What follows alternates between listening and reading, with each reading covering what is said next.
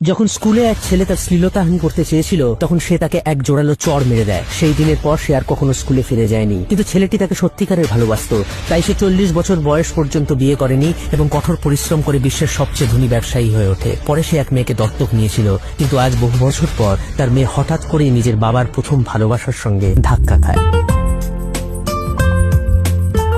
সাবধানে মা, ঠিক আছো তো? হ্যাঁ আন্টি, আমি একদম ঠিক আছি। এই হিলটা না, thank you so much aunty, আমায় পড়ে যাওয়া থেকে বাঁচালেন। মা, মানুষের ধর্ম যে মানুষকে সাহায্য করা। আমি আমার ধর্ম পালন করেছি। সাবধানে থেকো।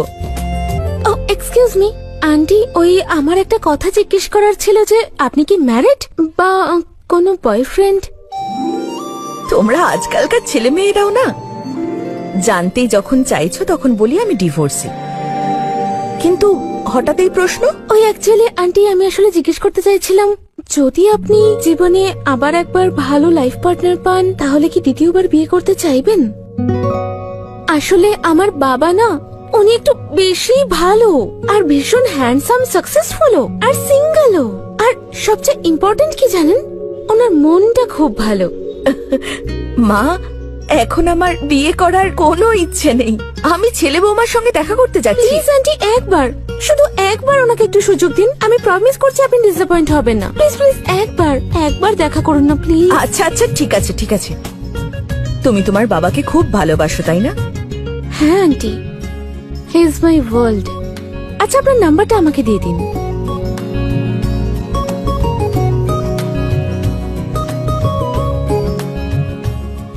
Thank you. আসছি আমি। ওকে।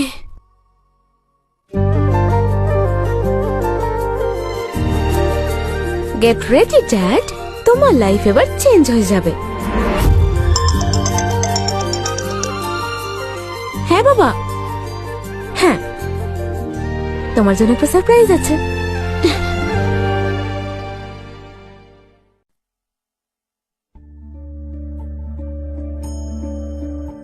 বাহ বাবা, বাড়ি তো খুব ভালো বানিয়েছিস তুই। আর তুই বলতো কেমন আছিস? তোমার আশীর্বাদে ভালো আছি মা, তোমার ভালোবাসাই আমার শক্তি। আমি সবসময় তোর সঙ্গে আছি। আচ্ছা, এই দেখ, আমি নিজের হাতে আরবের জন্য কেক বানিয়েছি। ওর তো দাঁত বেরিয়েছে, তাই না? ও তো কেক খেতেই পারে। চল, আরবের কাছে নিয়ে চল আমায়। চলো। দাঁড়াও, তুমি কি আমার ছেলেকে মারতে চাও? যারা, এটা কি করছো? মা তো শুধু কেক। আমি থার্ড ক্লাস মহিলাকে খুব ভালো করে চিনি, যে রোড সাইডে ফুড স্টল দিয়ে থার্ড ক্লাস সব খাবার বিক্রি করে। ওখান থেকেই এনেছে হয়তো এসব জঘন্য খাবার। যারা, কেন করলে তুমি এটা? আর আমি এরকম কিছু কেন করব? তুমি যেমন আরবকে ভালোবাসো, আমিও তো আরবকে ভালোবাসি। ভালোবাসা? তোমার লজ্জা লাগে না আমার সঙ্গে নিজেকে তুলনা করতে? তোমার মতো থার্ড ক্লাস মহিলাকে কে বিশ্বাস করে? একটা কথা সত্যি করে বলো তো, ঈশান কি সত্যি তোমার ছেলে নাকি অন্য কারুর? যারা, মুখ সামলে কথা বলো। আমার সঙ্গে গলা নামিয়ে কথা বলো। এটা তোমার নয়, এটা আমার বাবার বাড়ি, যেটা উনি আমায় বিয়েতে গিফট করেছেন। আর এখানে শুধু আমরা বড় লোকরা থাকি, তোমার মতো গরিবদের এখানে কোনো জায়গা নেই। কি বাজে গন্ধ বেরোচ্ছে।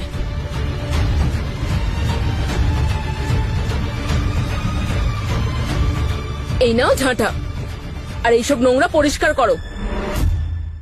হোয়াট দ্য হেল যারা, উনি আমার মা। তোমার কি মাথা খারাপ হয়ে গেছে? তুমি চুপ করো ঈশান, নিজের জায়গা ভুলে যাচ্ছ নাকি? এইসব লাইফস্টাইল না আমার বাবার জন্য তুমি পেয়েছো, নইলে তো তুমিও পড়ে থাকতে তোমার মায়ের সঙ্গে কোনো বস্তিতে। যারা, মা এখানে কিছুদিন থাকলে কি সমস্যা হবে? মা থাকলে তোমারও কিছুটা হেল্প হয়ে যাবে। হেল্প? আমার বাবা রায়জাদা গ্রুপের ভাইস প্রেসিডেন্ট। আমি এরকম হাজারটা কাজের লোক রাখতে পারি, তোমার মায়ের থেকে অনেক বেটার। যারা প্লিজ, তুমি মায়ের সাথে কিন্তু। ঈশান, নিজেই চুজ করো, তোমার মা নাকি আমি, এন্ড চুজ ওয়াইজলি, কারণ ডিভোর্স পেপারস রেডি আছে আমার কাছে। ক্ষমা করে দিও আমাকে, আমি তোমাকে জ্বালাতে আসিনি। আমি শুধু আমার নাতিকে দেখেই চলে যাব। তুমি চুপ করো, আমি আরবের ফিউচার খারাপ করতে চাই না যেরকম তুমি ঈশানের করেছো। চলো ফ্লোরটা পরিষ্কার করো, এক্ষুনি, মানে এক্ষুনি। দাঁড়িয়ে আছো কেন? পরিষ্কার করো নোংরাগুলো।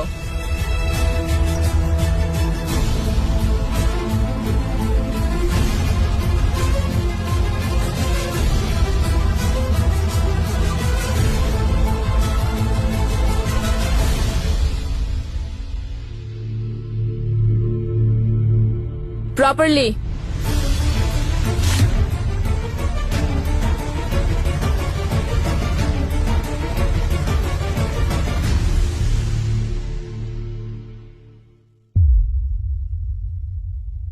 এসব কি হচ্ছে আমার সাথে ভগবান?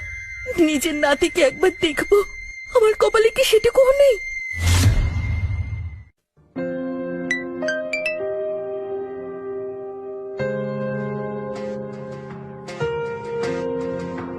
আমার হ্যান্ডসাম বাবা ক্যাফেতে আপনার জন্য ওয়েট করছে, প্লিজ একবার দেখা করে নিন।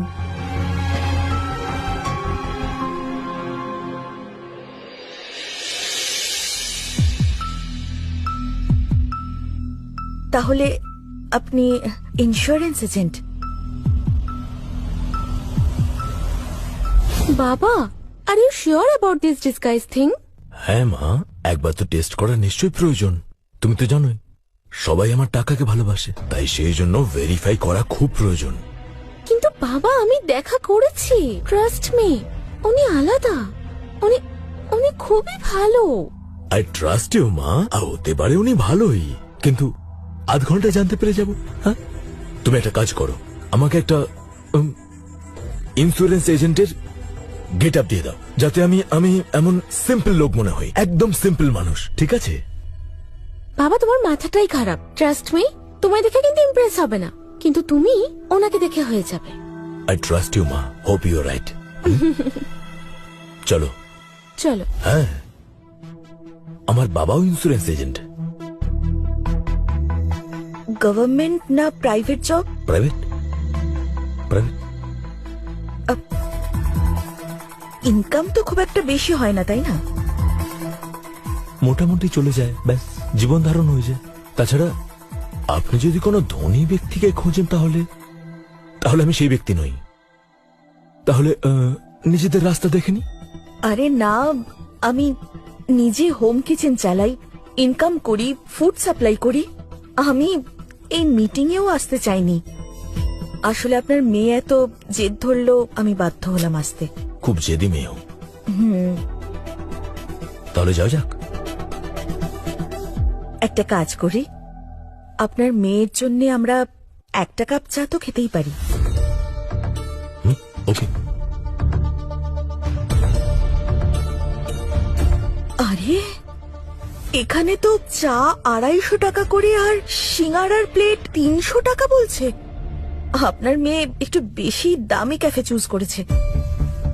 একটা কাজ করি, আপনি আমার সঙ্গে আসুন আমার হোম কিচেনে, সেখানে আপনি পাবেন গরম গরম আদা দেওয়া চা আর গরম গরম সিঙ্গারা, তাও একদম সস্তায়। যাওয়া যাক। হ্যাঁ, চলুন।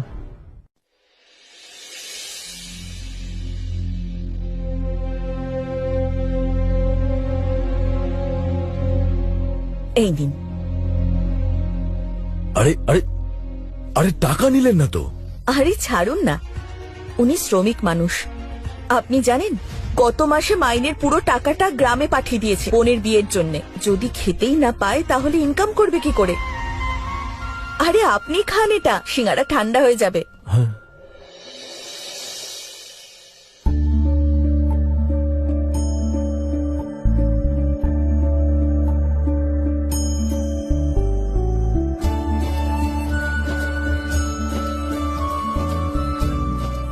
শাশ্বত বাবু কিছু লেগেছে। আরে ওই যে, এক মিনিট, আমি করে দিচ্ছি।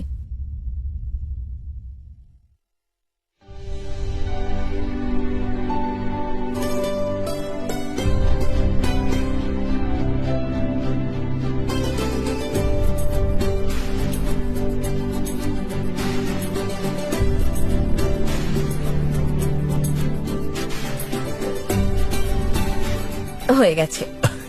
Thank you. সুনায়না ম্যাডাম, একটা কথা বলি? বলুন না। হতে পারে আমরা সবেমাত্র পরিচিত হয়েছি, কিন্তু যদি আপনি খারাপ না মনে করেন তো আমরা বিয়ে করতে পারি। কি? I know it sound crazy, কিন্তু আপনার আর আমার কানেকশন একদম perfect. I can feel it. আপনার দয়ালু মন, আপনার ব্যবহার এই সম্পর্কের জন্য একদম পারফেক্ট। কিন্তু আমাদের তো এক্ষুনি দেখা হয়েছে, আর আপনি জানেন তো যে আমি ডিভোর্সি। অতীতটা বলে যান না, বর্তমানে বাঁচি আমরা। আপনি তো জানেনই, আমার ওয়াইফের পরে আমি এরকম কখনো ফিল করিনি। আপনি আমার জন্য একদম পারফেক্ট। এসব এত তাড়াতাড়ি হচ্ছে যে আমি কিছু বুঝতে পারছি না। কিছু কথা যা মন বুঝে যায় না একবারে, সেটা বুঝতে ব্রেন খুব বেশি সময় লাগায়। বুদ্ধি দিয়ে ভাববেন না, মন থেকে ভাবুন।